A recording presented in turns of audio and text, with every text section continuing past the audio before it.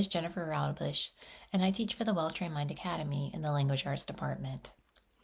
I've been with the Academy since around 2016, and before I came to the Academy, I taught writing and literature and film study courses at the university level. I really love teaching writing and literature courses because I find that I do think that everyone should have the chance to learn how to express themselves fully, clearly, and competently. And teaching writing skills really helps young people to learn how to do that and to do that well and with confidence. And I also really believe that everyone should get the opportunity to experience the vast world of different ideas and perspectives that are made possible through literature. And I think that's a really special experience, and I don't want anyone to miss out on that because they weren't exposed to literature when they were younger. Now, in my classes, if you were in my classes, you would find that you are going to be reading an awful lot if you're in one of my literature classes, and hopefully you're going to be reading some pretty interesting things. We're usually going to be reading full class novels or full novels. We're not going to usually read excerpts. We might read some poems, some short stories, or some plays, but we will also mostly be reading novels in full throughout the course of the year. Now, those novels are going to range from classics to more modern text so that we have a pretty wide range of topics and styles and genres that we are going to look at. Now, you will have reading assignments every week that you will be expected to complete before you come to class so that we can have some really good, rich discussions in class on those readings. And you'll also have weekly written assignments that you will be submitting to me, and I'll be giving you grades and feedback on those assignments every week as well. If you're in one of my writing classes, you also will have weekly assignments. Those assignments will be, of course, written, and those will be working on the skills that we have been developing over the course of that week, and then as the year goes on, over the course of the year as well. One of the hallmarks of my classes is I really like to get students active in my classes, and I like to have them do things while we're together to practice the skills that we're learning and the techniques that we are being exposed to. So I have a lot of in-class activities or exercises that students can take part in and are invited to take part in class. So for instance, you might be working with a partner or a small group or even with the class as a whole to maybe rewrite a nonfiction passage with a different slant, or perform a character analysis on a character in a text, or think about how a character grows morally throughout the course of a novel, for instance. I want to show you an example of what an in-class activity might be like in one of my classes here in just a second. Now, this is an example of a class that has just finished reading the novel Frankenstein by Mary Shelley. And we've just gone over the novel's background a bit and also a little bit of history on Mary Shelley and how her background and some of her experiences probably helped to shape what she wrote and what she found important in terms of putting into Frankenstein and a lot of those themes that show up in the book.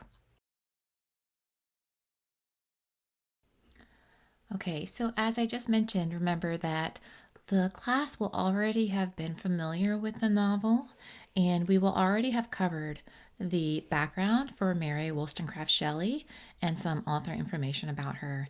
And we will also already have covered some interesting background information about the publication of Frankenstein and its reception in the public audience. So in this class, we might do a close reading activity.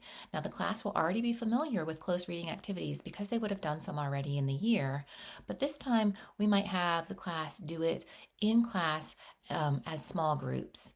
And so this passage is a passage that is from the beginning of the novel. And this is an excerpt that we can look at and see if we can maybe make some conclusions about what's going on at this point in the novel and how it might be influencing our reading of the novel here. So There's actually a lot that goes on in the book of Frankenstein, and if you haven't read it yet, you should because it's really pretty interesting. It's more than just the pop culture version of Frankenstein that we all kind of know. But of interest to us right now is the fact that the main protagonist is Victor Frankenstein, and he is not the monster. He is the man who makes the monster. So a lot of people say that Frankenstein is the monster, and he is not like the ooh guy. He's the man who makes the monster. Although by the time you get to the end of the book, you might actually say, well, Frankenstein is a monster because he makes this poor creature who's lonely and loveless and has no one to care for him. But that's another story. But Victor Frankenstein is the main protagonist, and he has become obsessed at this point in the book with this desire to unravel the mysteries of life and death. And so he becomes consumed by this quest, and he really is driven by this combination of scientific curiosity and personal ambition. And this leads him to pursue this at basically all costs. And so he spends years and years of research on this, and he believes finally that he's figured out the secret. So he starts to assemble this creature from old body parts, and he finally brings it to life. Now, he thinks his monster is supposed to be just beautiful. Now, he thinks this because he took great care when he was picking out the body parts from cadavers and the scraps of meat at the meat yard to create his creation. And he was picking out the most beautiful pieces, but lo, his plan did not work. And when the monster is brought to life, the sight horrifies him and he flees from his creation. So the passage that we have here in front of us is a paragraph from the start of chapter 4 in section 1. Now this is just after Victor Frankenstein has animated his creature and he brings him to life and he is terrified of him. And so he realizes that the creature is hideous and horrifying, and he decides to run away from the monster and his problems and go take a nap because, what kind of problem solver doesn't decide that? And he says he needs to go take a nap to kind of take his mind off of things, but that doesn't really happen. Instead, what happens is he has these horrible dreams, and this paragraph is where he describes those dreams. So he says, I thought I saw Elizabeth in the bloom of health, walking in the streets of Ingolstadt. Delighted and surprised, I embraced her. But as I imprinted the first kiss on her lips, they became livid with the hue of death. Her features appeared to change, and I thought that I held the corpse of my dead mother in my arms. A shroud enveloped her form, and I saw the grave worms crawling in the folds of the flannel. I started from my sleep with horror. A cold dew covered my forehead, my teeth chattered, and every limb became convulsed when, by the dim and yellow light of the moon, as it forced its way through the window shutters, I beheld the wretch, the miserable monster whom I had created. He held up the curtain of the bed, and his eyes, if eyes they may be called, were fixed on me. His jaws opened, and he muttered some inarticulate sounds, while a grin wrinkled his cheeks. He might have spoken, but I did not hear. One hand was stretched out, seemingly to detain me, but I escaped and rushed downstairs. I took refuge in the courtyard belonging to the house which I inhabited, where I remained during the rest of the night, walking up and down in the greatest agitation, listening attentively, catching and fearing every sound, as if it were to announce the approach of the demoniacal corpse to which I had so miserably given life. All right. He does not sound like a happy fellow, right? So I would ask the students to work in small groups. In each group, I would assign a particular area of focus. And I would say, group 1, could you look for diction, thinking about what kinds of words are used? Group 2, maybe look at the sentence structure. Group 3, maybe think about the tone. And then for all of the groups, I want you to think about the so what. Once you've made your observations, what might those observations mean? What is the significance of these observations? And so the groups would go off and they would do that for a little while, and then they would come back together, and each group would get to share their observations with the class, and then we would work together to kind of come up with those so whats and talk about the significance of these observations. So group 1 might come back to the class, and they might have highlighted these words.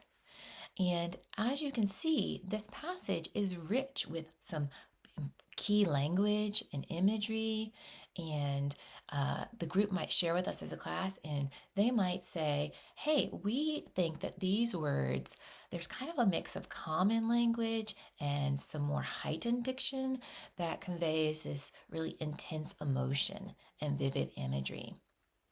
And so we would look at that and we would say, well, look at this. There's the use of the word corpse, grave worms, and demoniacal.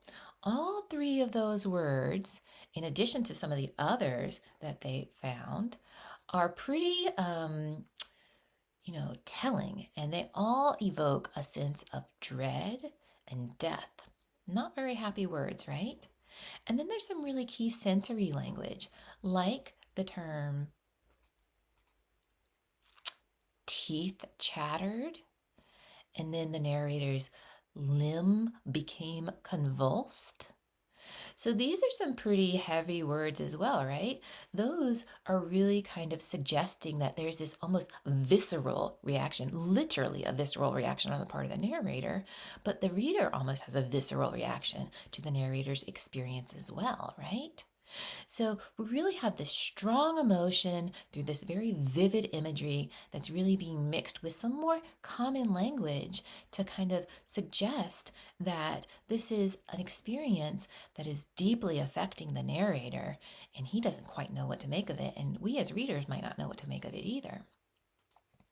Group 2 might come back to the class and they might say, hey, we went through the passage and we highlighted the sentences kind of according to how long we established them to be. And so they might have said that the green is shorter sentences, red are longer sentences, and then yellow was kind of a mid-length sentence. And so thinking about this as a class, we might say, well, that's really interesting. What does it mean then that Mary Shelley decided to kind of have this varied amount of lengths in her passage? There's some sentences that are pretty long and then a couple others that are pretty short. And, we might come up with this conclusion that, those long descriptive sentences, they tend to paint this pretty vivid picture of a really horrifying scene. And then there's other really short, kind of abrupt sentences that mimic this kind of sudden shock and jolt experienced by the narrator. And so the fact that these sentences are varied in length and structure can help us to kind of come to this conclusion that maybe the narrator's mind is in a pretty tumultuous state. Maybe one minute he's over here and the next minute he's over there, and he does not really know which way is up because he is just so confused and so unsure of what to do next. And then group 3 might come to us and they might say, we were thinking about tone. And at first we thought the tone might be one thing, but then we started to think about it and we said maybe it's a different thing. So if you look at those first few words that are highlighted here, the tone kind of suggests that things are going pretty well. Someone's in the bloom of health. People are delighted and surprised, or the narrator is, and someone's getting embraced. That all says, hey, things are going pretty well. This is going to be a great afternoon, at least in this dream, right?